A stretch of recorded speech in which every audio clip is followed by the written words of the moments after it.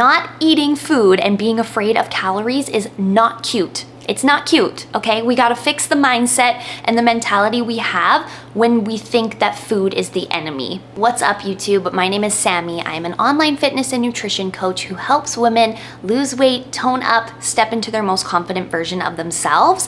And today I wanted to talk about under eating and how it is negatively affecting not only your ability to lose weight and tone up, but also really negatively affecting your overall health. And listen, I get it. I used to be the girl who would restrict herself so much with food throughout the day because I had no idea what I was doing. My goal was to lose some of my stomach fat, tone up my arms, tone up my stomach, my abs, and also get rid of the chicken nugget of what I call the space between your arm and your boob, that little fat there, chicken nugget, that's what I call it. Get rid of that. And I thought the best way to do that was by eating 900 to 1,000 calories a day and also doing a ton of cardio. The relationship that I had with food was so poor. I was especially really afraid of carbohydrates.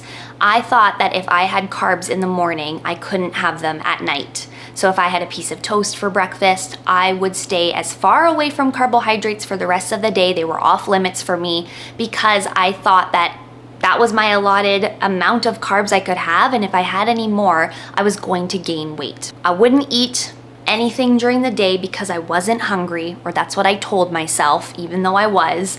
I would eat mostly salads for lunch, salads for dinner, and really rice, potatoes, any other form of carbohydrate was just not a part of my diet. But then I would be so hungry by the end of the day that I would start snacking an insane amount on pretzels and crackers and chips, things that I thought were like lower calorie or like healthy for you.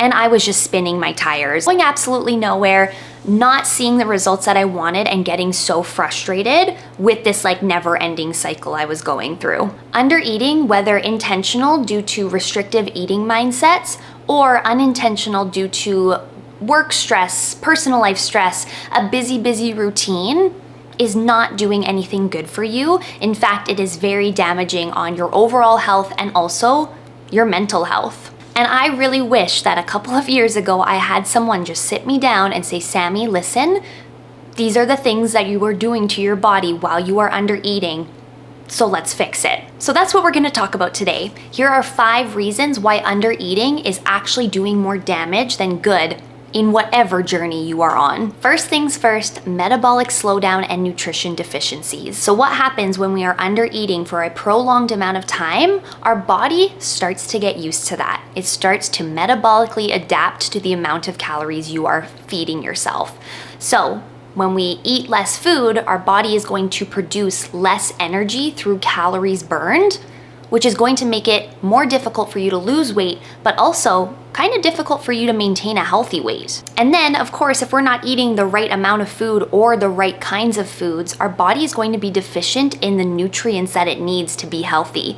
Vitamins, minerals, all of the macronutrients, protein, carbs, fat, fiber. This could cause you to actually get sick a lot more often because your immune system is weaker. Number 2, hormonal deficiencies. When we have an insufficient amount of calories as an intake in our body, specifically as a female, it can really impact the production and regulation of your hormones. And this disruption can lead to irregular periods or even a lack of a menstrual cycle altogether. For me specifically, I know when I was under eating, I completely lost my period altogether, so I had no idea really where I was at in my cycle, and that had a pretty negative effect not only on my body but also on my mental health. Number 3 is decreased energy levels.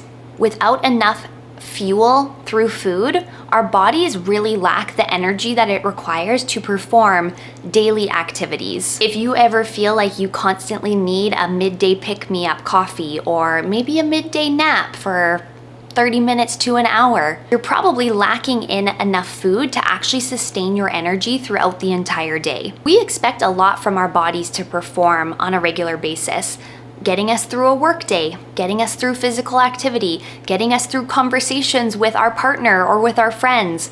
There's a lot going on. So if we're not fueling ourselves properly through the right amount of food, you're not going to be able to do that effectively, and you are constantly going to feel fatigued, lethargic, tired all the time. Number 4 is a loss of muscle mass.